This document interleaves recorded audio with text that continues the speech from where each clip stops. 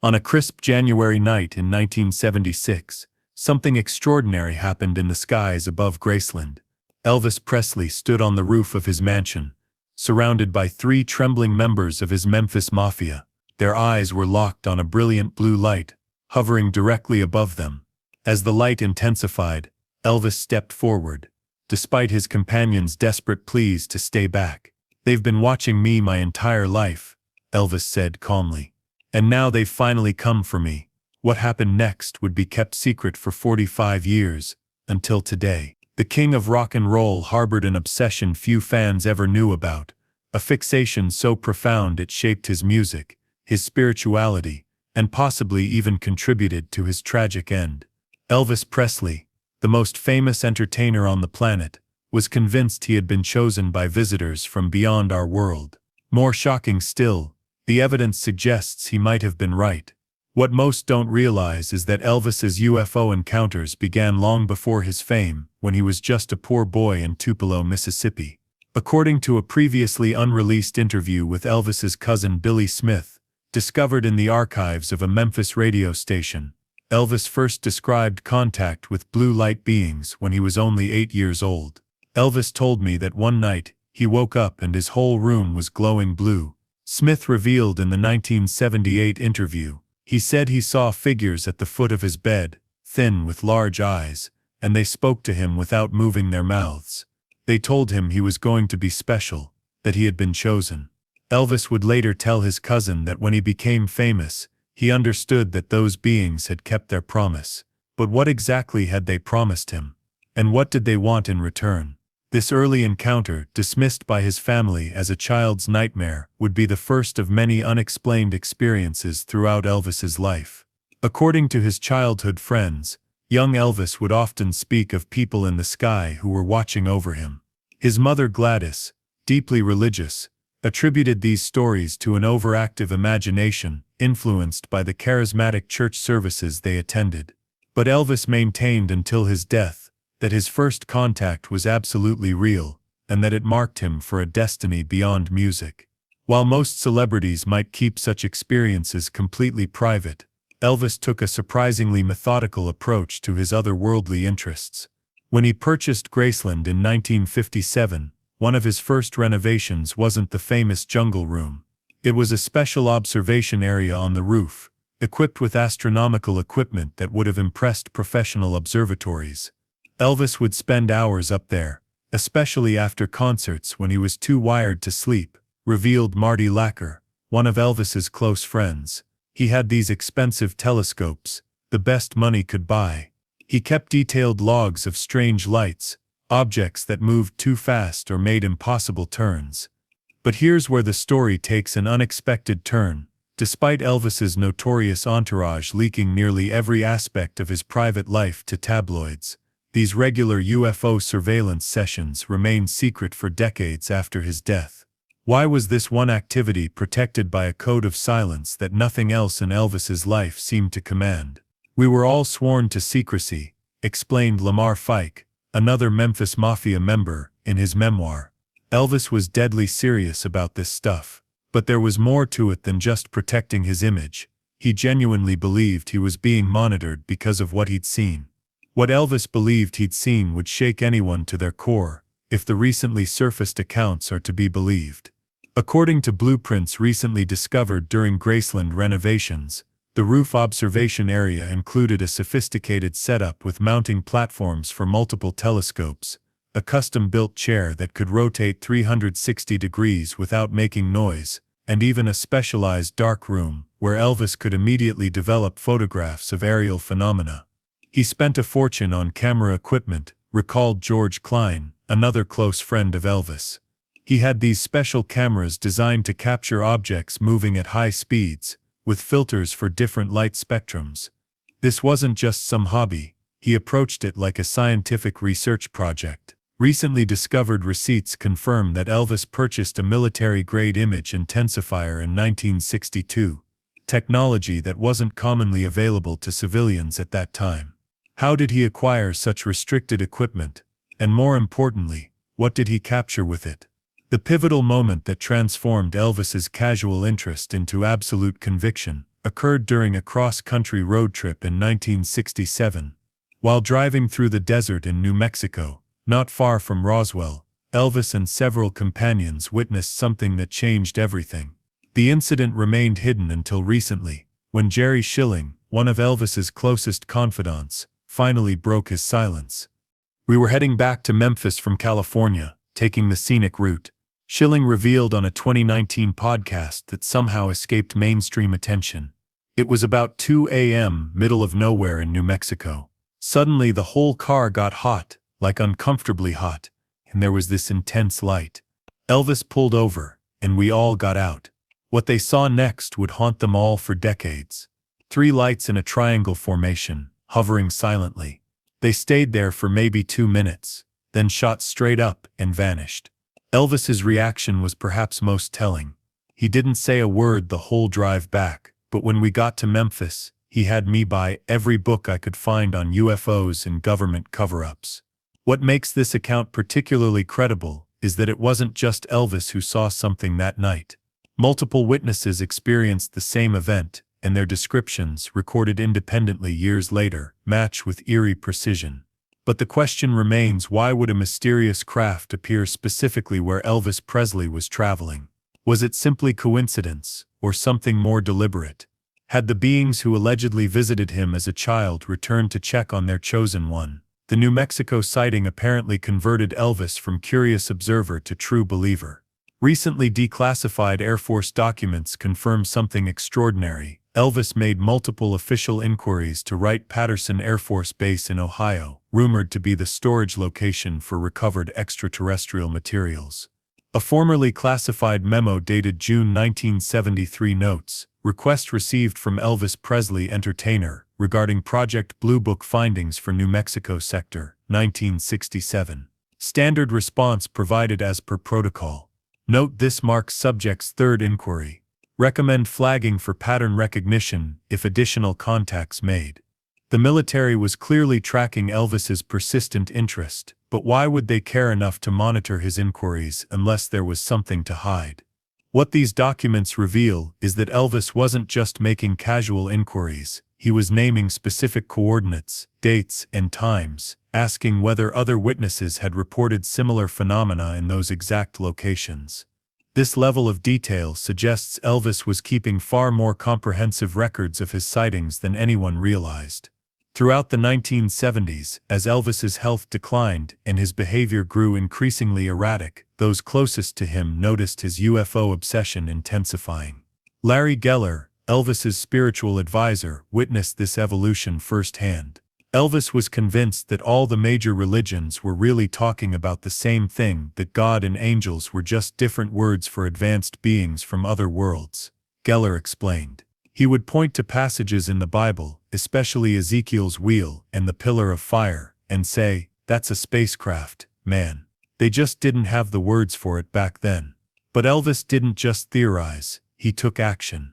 In 1976, he established what he called the Celestial Communication Circle, a group of trusted friends who gathered at Graceland for meditation sessions specifically aimed at making psychic contact with extraterrestrial intelligence. According to Charlie Hodge, these sessions followed a specific protocol designed by Elvis himself. We would sit in a circle on the roof or in the meditation garden. There would be candles, incense, and Elvis would lead us in these chants he said he'd learned from a book by some Russian mystic. The goal? To open their minds to receive transmissions from beyond. Elvis was convinced he was receiving messages, numbers, symbols, fragments of languages. He kept detailed journals of everything. These meditation sessions weren't just spiritual exercises, they were highly structured attempts at extraterrestrial communication. Elvis required participants to wear specific colors on different nights, corresponding to what he called cosmic energy frequencies. He also insisted on recording every session on specialized equipment, capturing both audio and the electromagnetic field readings in the room. He would spend hours analyzing these recordings, Hodge remembered, slowing them down, speeding them up, playing them backwards. Sometimes he'd suddenly grab a pen and start writing furiously, claiming the sounds were unlocking messages in his mind. These transcriptions, if they still exist, have never been made public. The journals, long rumored to exist but never publicly acknowledged by the Presley estate, supposedly contain hundreds of pages of Elvis's handwritten accounts of paranormal experiences, sketches of craft he claimed to have seen, and transmitted messages he believed he had received telepathically. The current whereabouts of these journals remains one of the greatest mysteries in the Elvis legend. Were they destroyed, hidden away, or perhaps confiscated by authorities interested in what Elvis might have encountered? A former Graceland employee, speaking on condition of anonymity, claimed to have glimpsed these journals in the mid-1970s. They weren't what you'd expect, not some crazy person's scribbles. They were incredibly organized, with dates, times, star charts, and detailed drawings. Elvis had this elaborate system of symbols he'd developed to describe different types of craft and entities. There were pages of what looked like mathematical equations, too.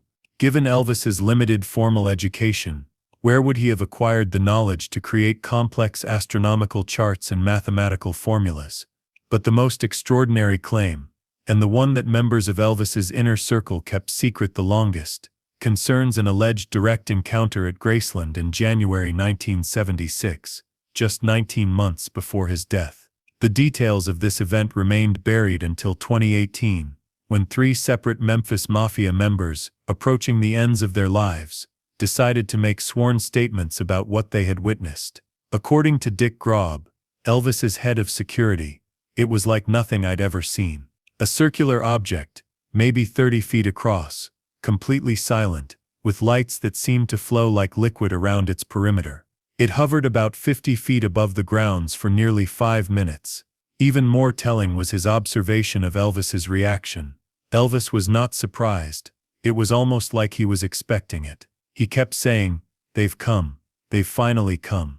What happened next defies conventional explanation. According to statements made independently by Grob, Schilling, and Lacker, Elvis approached the craft alone, despite their desperate attempts to stop him. As he walked beneath it on the grounds of Graceland, a beam of blue-white light allegedly descended, enveloping him for approximately 20 seconds. Those watching described the light as so bright it hurt to look at, but somehow not blinding. When the light retracted and the craft departed, Elvis reportedly returned to his stunned companions and said simply, "We are not alone. They have been watching me my whole life, and now they have a message for all of us." The message itself, Elvis refused to elaborate that night, saying he needed time to understand it himself. But whatever he experienced in that beam of light, it changed him profoundly. In the weeks after this alleged encounter, Elvis's behavior shifted dramatically. He began giving away prized possessions, spoke frequently about mortality and dimensions beyond physical reality, and intensified his study of spiritual texts. He also made a mysterious late-night call to a specific Pentagon official whose identity has never been revealed. Whatever happened that night affected him profoundly, Schilling noted in his statement. "He told me once, 'The world isn't ready for what I know now, Jerry. Someday they will be, but not while I'm alive.'" Could this encounter, if it truly occurred as described, have contributed to Elvis's declining health and state of mind in his final year? Some of his inner circle believe it did. The timing has fueled speculation among both UFO researchers and Elvis historians. Was Elvis simply declining due to prescription medications and poor health, or was he carrying the burden of knowledge too profound for him to process? After Elvis's death in August 1977, something very strange happened. His UFO journals, telescopes, and collection of extraterrestrial research materials seemingly vanished from Graceland. According to former members of the Memphis Mafia, Colonel Tom Parker, Elvis's manager, ordered certain items removed from the property before it was opened to the public as a museum. The colonel was ruthless about protecting Elvis's image, said Lacker. Anything that might make Elvis seem weird or crazy disappeared. All those UFO journals, the night vision equipment, the recordings of the meditation sessions, they were all boxed up and taken away. The question that has haunted Elvis researchers for decades: where did these materials go? And what secrets did they contain? Some speculate that these materials remain in private hands, perhaps held by former members of Elvis's inner circle. Others suggest they may have been acquired by government agencies interested in Elvis's claimed extraterrestrial contacts. What makes this theory particularly compelling is the speed and efficiency with which these items were removed, almost as if someone knew exactly what to look for and was waiting for the opportunity. But in recent years, pieces of evidence supporting Elvis's UFO obsession have begun to surface. In 2019, a series of Polaroid photographs taken from Graceland's roof appeared at a memorabilia auction. The photos, authenticated as belonging to a former Graceland employee, show blurred light formations in the night sky above Memphis. On the back of one, written in handwriting experts confirmed as Elvis's, are the words "They're back again." Same pattern as July, third consecutive month. Was Elvis documenting a recurring visitation pattern? And if so, by whom? Even more compelling is a recently discovered audio recording from 1975, captured during a private conversation between Elvis and backup singer Kathy Westmoreland. In the recording, verified as authentic by audio experts, Elvis can be heard clearly saying, "I've seen things I can't explain. They've been watching me since I was a child in Tupelo. There's a reason they chose me, but I'm still trying to figure out what I'm supposed to do with what they're showing me." The resignation and confusion in his voice is palpable. This was clearly not a man spinning tales for attention, but someone genuinely grappling with experiences he couldn't fully comprehend. Perhaps the most tantalizing aspect of Elvis's UFO story concerns music he allegedly composed after his claimed encounters, songs that, according to multiple Memphis Mafia members, were never recorded commercially, because Elvis felt the world wasn't ready for them. David Stanley, Elvis's stepbrother, described these compositions. There were these weird, beautiful melodies he would work on in private. He called them his cosmic compositions. They didn't sound like his normal music at all. They had these strange harmonies and lyrics about other dimensions and cosmic consciousness. Stanley claims that Elvis recorded these compositions in private sessions at Graceland, but swore everyone present to secrecy. He told me once that the melodies came to him during his meditation sessions, that they weren't entirely his creation. If such recordings exist, they have never surfaced publicly, and would represent an extraordinary unknown chapter in Elvis's musical legacy. Are there tapes somewhere containing music literally inspired by contact with non-human intelligence? And if so, what would they sound like? As we approach the 45th anniversary of Elvis's death, the story of his UFO fascination forces us to reconsider everything we thought we knew about one of music's most iconic figures. Was this simply the eccentric hobby of a man isolated by fame and increasingly detached from reality? Or did Elvis Presley, a man who transformed American culture through his music, have genuine experiences that shaped his understanding of humanity's place in the cosmos? Elvis always said there was more to this world than what we could see with our eyes, reflected Jerry Schilling in his final statement on the matter. He believed music was a universal language that could bridge dimensions. Maybe that's why his music continues to resonate across generations and cultures, because it's carrying something deeper, something he understood but couldn't fully explain in words. The rooftop of Graceland stands quiet now, a place where tourists are not allowed to venture. Whatever Elvis saw in the skies above his beloved home, whatever cosmic connections he believed he had made, remain part of the ongoing mystery surrounding the king of rock and roll. As those who knew him best finally break their silence about the nights they spent watching the stars with Elvis, one thing becomes increasingly clear. There was far more to this cultural icon than sequin jumpsuits and gold records. Perhaps, just perhaps, he really was chosen, not just by the public who made him a star, but by something far more mysterious from beyond our world. And the biggest question remains unanswered. What was the message Elvis claimed to have received that January night? What knowledge was so profound that he believed the world wasn't ready for it? Perhaps someday those missing journals will surface, and we'll finally understand what the king knew and why it was kept secret for so long.